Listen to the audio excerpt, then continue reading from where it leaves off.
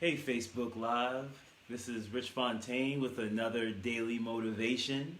365 days of being consistent and mastering what we're trying to do and achieve our goals in 2020.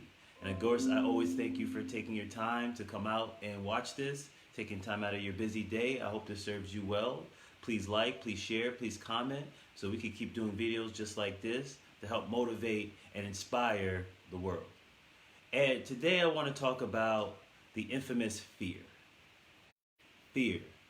Many times we have these visions of things that we want to do and accomplish in our lives. Hey Catherine, good morning.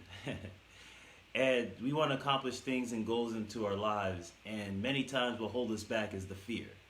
And Napoleon Hill talks about the 6 major fears: the fears of criticism, the fear of ill health, the fear of death, the fear of poverty, the fear of loss of love. And many times those fears are the things that hold us back from achieving our major purpose and goals.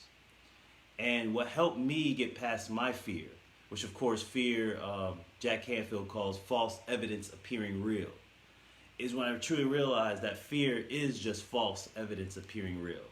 It's things that are not there or may never even show up that worry us and stop us from achieving our true purpose and our true goals in life. And one thing that I noticed what helped me get over that fear was the day somebody pulled out a gun on me. And I know he's like, Rich, you're such a positive guy, and you seem so cool. Why would somebody do that? Well, I wasn't always this version of myself. There was versions of myself that attracted trouble from the people I hung with and the things that I was doing. And I was hanging with a person that was considered my best friend. I mean, we were best friends since high school, and I had a lot of sentiments with him. Even though I started feeling us adrift apart, but I always had that special place in my heart for this person because, that was my dog. That was my guy from way back. And so I had love for him. And one day we're going to downtown, and I tell him, hey, we're just going to go straight downtown. He's like, no, my cousin's having this party. Let's go. It's going to be awesome. You're going to love it. I'm like, bro, I don't want to go to your cousin's party. I knew his cousin didn't like me, right? So I didn't like his cousin either. I was like, no, I don't want to go to your cousin's party. He's like, bro, let's stop by for 5 minutes. We're good. So fine, we go there for 5 minutes. 5 minutes turn to 30, 40 minutes. And we're just hanging out, we're drinking. And we're just sitting outside, and then he just walks outside, and then he has a 9mm, and he's holding it in his hand. And he says, what's up, Rich? I'm like, I don't know, what's up? He said, you know what you did? I'm like, I don't know what you're talking about, bro. Like, I didn't do anything. He's like, yeah, you know what you did? You know what you did? I should pop you right now. And then I'm with my other friend Jeremy, and he's sitting there like, what is happening here? And, and as I saw him hold the gun, and I thought to myself, I was like, you know what, man? If I die today, I'm not going to die in fear. I'm not going to die in fear.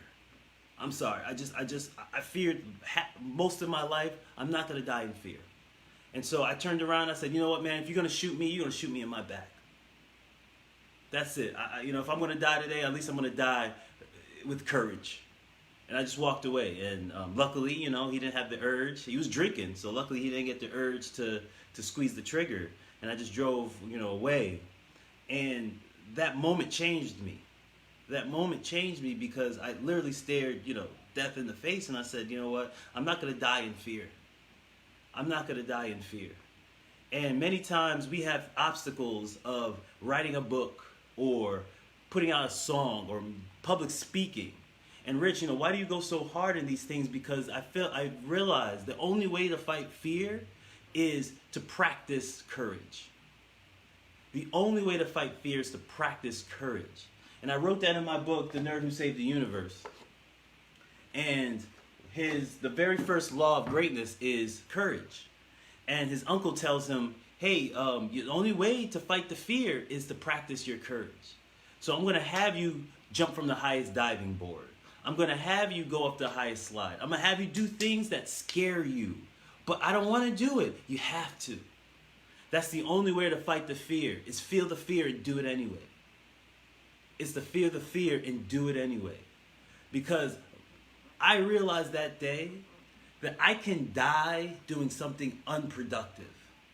I can die hanging out with people that bring no value to the world. I can die doing things. We're just going to a party. I can lose my life doing something that brings no value to any person in this entire planet. I can die tomorrow. So I might as well take a chance on living what's in me to live. Because what's the fear? It's false evidence appearing real. I don't know what is going to happen. I remember when doing like these lives, I was so terrified. I was shaking. I was like, man, I don't know what I'm doing. I don't know if people are going to watch. I don't know if people are going to care. I don't know what's happening. I don't want to do this. But now I do 365 days of it. Why? Because the only way to fight any fear is to do it over and over and over again until it no longer scares you. I feel what makes people fearful is you haven't been through enough. When you're staring at the barrel of a gun, it puts things in perspective. You can go tomorrow. I remember one time I was so down and out in my life. I remember looking up in the sky. I told God, I was like, you know what? If this is the way life is going to be, take me out now. Just take me out now. I don't want to be here. If this is is this the trajectory of my life? I might as well not be here. Call me back. And I remember 2 weeks later, I get into this crazy car accident. And I slam in the back of somebody. And I remember, man, I was shaking because it was so scary. I really thought, that was going to be it for me. But nothing happened. I actually left the car unscathed. And that told me something. I felt like God talked to me that day. He said, Rich, I can take you out anytime. If I wanted you back, I will call you back. Trust me. But the reason you're here is because you have something to do. You have something to do. You have more to give. You just have to align with me. You just have to connect with me. You have to get to know me. We have to have a relationship so I can help guide you. But if you're just going to go off your own whims, what you think you know is going to keep happening to you because you don't know what you don't know. And let me help guide you to your real calling here. And ever since I let go of my own ego, of what I wanted, that's when things started to manifest in my life. But I had to get over the fear. And the only way I could have done it is by doing fearful things that scared me over and over again. The first time I went to a Toastmasters, I was shaking. My voice was cracking. But now I could public speak in front of thousands of people and not drip a sweat. Why? Because I kept doing over and over and over again. The first time I was writing books, I didn't even tell anyone I was writing a book. I was so scared about telling people that I wanted to write a book because they knew I was going to school for engineering. And I just recently graduated. And I remember telling a friend of mine, I was like, hey, you know what? She's like, hey, congratulations. You graduated from school as an engineer. Congrats, Rich. I'm like, yeah, but I got this dream, man. I want to write books. I want to be an author. And she was just like, engineer turned author? That's a stretch. I was like, ouch. And so I was afraid to tell people about my vision, my dreams, because I felt that everyone's limiting me. They were saying, Rich, it's not going to happen. Even my pops was like, I was first writing books. I was like, look at my book I'm writing. He was just like, it's a fun hobby. I'm like, hobby? This is not a hobby. I can do this. I could be an author. He was like, yeah, go for the engineering thing. That's more secure. And I didn't tell anyone. I remember Jazz was probably the only person that I told I was writing a book. And I was writing a novel. And because she was the only one that didn't judge me for it. And it was hard. And I felt a lot of adversity in my life that made me fearful. So when I started writing the book, I started getting over that fear because, like, Rich, you've been through way more scarier stuff. I remember when I first got arrested on school campus grounds, and I sat in the officer's office, and he said, "Hey, man, we gotta throw you in the cell." That really gets your heart beating. And I told him, "Listen, because I stole a book. I admit it. I wrote it in my book, Destiny on Purpose. I stole a book, and because I couldn't afford the book, and I told the officer, I was like, "Listen, if you could do me one favor, I know that you don't have to do a favor for anyone. This is your job. I broke the law. You have to do your job. But can you do me one favor if you can? If you could write in my report that I said, I'm sorry. I couldn't afford the book. My father, he's out of work. My mother, she's doing whatever she can do to hold down the fort. I couldn't call them up and ask them for more money. I just needed this book for this class that I failed twice already. And so every semester you have to get a new book. And I'm sorry. And I'm sorry. And luckily he had some sensitivity for me. He wrote it to the judge. The judge had some sensitivity for me, so he didn't put me in a cell. The judge kind of waived the report and said, all right, you just got to do some community service and you're good. And I remember going to like the hoods in Tampa. I was help the kids out, moving books and sweeping up and cleaning up. And I was like, man, those are some scary moments. In Tampa, they don't play. They put you on the chain gang. I got arrested like at least 3 times in Tampa because I was an idiot. And I remember they put me on the chain gang where they shackle your ankles and your arms and your wrists together. And I'm walking with these bunch of dudes in the chain gang. I'm like, what is happening? things I've never thought would happen in my life. I'm in the chain gang. I'm literally in a chain gang going down the hallway in this Tampa precinct thinking to myself, Rich, this is scary. This is really scary. And I remember, they put you those gray suits and your, those nasty sandals. Anybody that's ever been to the struggle knows what I'm talking about. And I'm sitting there in this bunk bed with these dudes and like, I don't belong here. I don't belong here. And those moments made me think, Rich, you can die. You can lose your life. You can be arrested. You can spend the rest of your life doing absolutely nothing, pursuing absolutely nothing.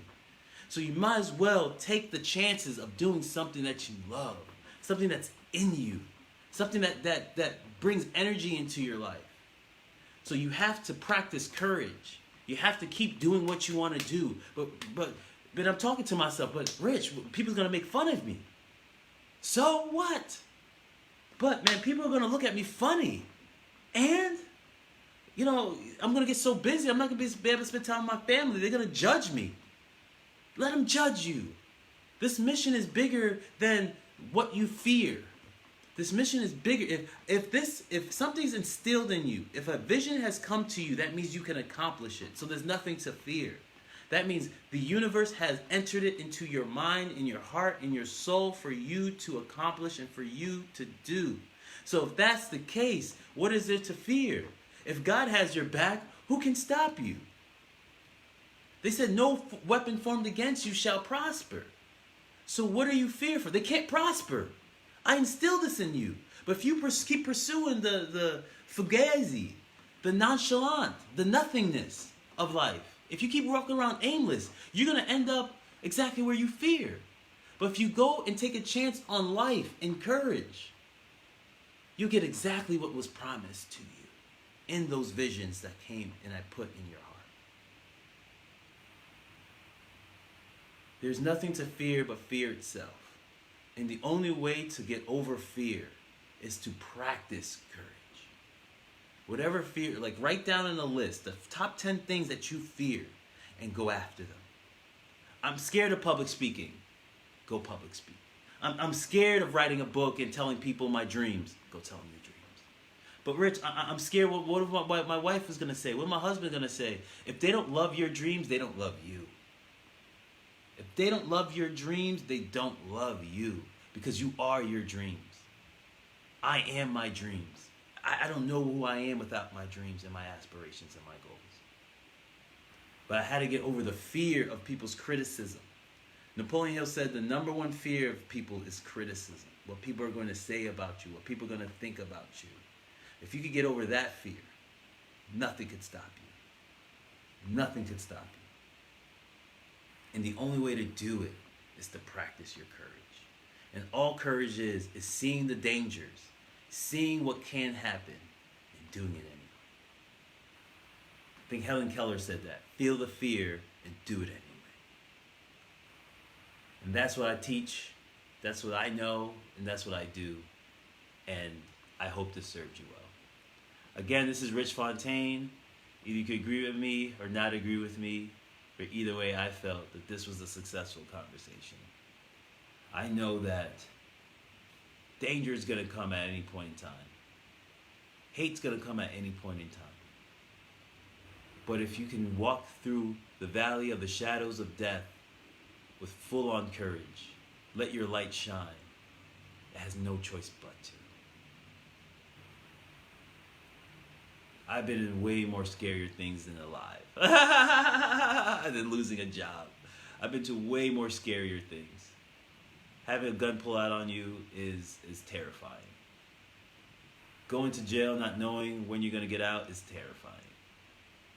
Getting your life threatened, and I went through my whole middle school every day. You never know the fear unless you know 30 kids outside your house ready to take you out. 30 kids outside your house ready to take you out. That's fearful. Doing it live, pursuing your dreams, that's an honor. I love all you. Joe, I appreciate it. Aline, I appreciate it. Sorry, I'm going to go through here. Pedro, I appreciate it. Erica, Sue, Jim, Kate, Catherine, I appreciate it. And Jim said, I appreciate what you're doing, Rich. It's crazy how we have had similar experiences and have similar mindsets. Kindred spirits, my friend. Kindred spirits. I know you're doing your dreams, man. You're pursuing it. And I shout out to you, Jim. If only all of us could do it, life would be a totally different place. Catherine, wow, full of courage, practice it, pursue what you love. Thank you again. Thank you, Catherine, for watching. I really appreciate it. I felt really passionate this morning. I just had this on my heart to say is, I know fear holds us back, but understand there's nothing to fear but fear itself. And if we practice courage, we'll get over that fear, and we'll be the person that we knew we can't be. Love is love. Aileen said, thank you for the message. I'm going to do something today that I've never done before, and I'm building up the courage. Yes, yes, yes. That's all it is. It's every day. Do something that scares you. Something that scares you. And after a while, because you get past it, and you're like, oh, that wasn't that scary. That wasn't that scary. Oh, okay. All right. I'm alive. I'm still breathing. All right. That wasn't that bad. It wasn't that bad. Hey, Sheila, thank you for tuning in. It wasn't that bad. And that's what helped me is after I keep doing stuff over and over again, I'm like, oh, I'm still alive. I'm still breathing. It's when you face death. That's when you're like, oh, okay. It's time to put things a little bit in perspective. A little bit more in perspective. And I really hope this message served you well. Again, please like, please share, so your friends and your family can get this message as well, because I know these things come to me to share it, not for me to hoard it for my own self. Thank you again. I love is love. I appreciate all of you. Have a wonderful, blessed day. Today's going to be a great day for all of you. I know it. Thank you so much. Namaste.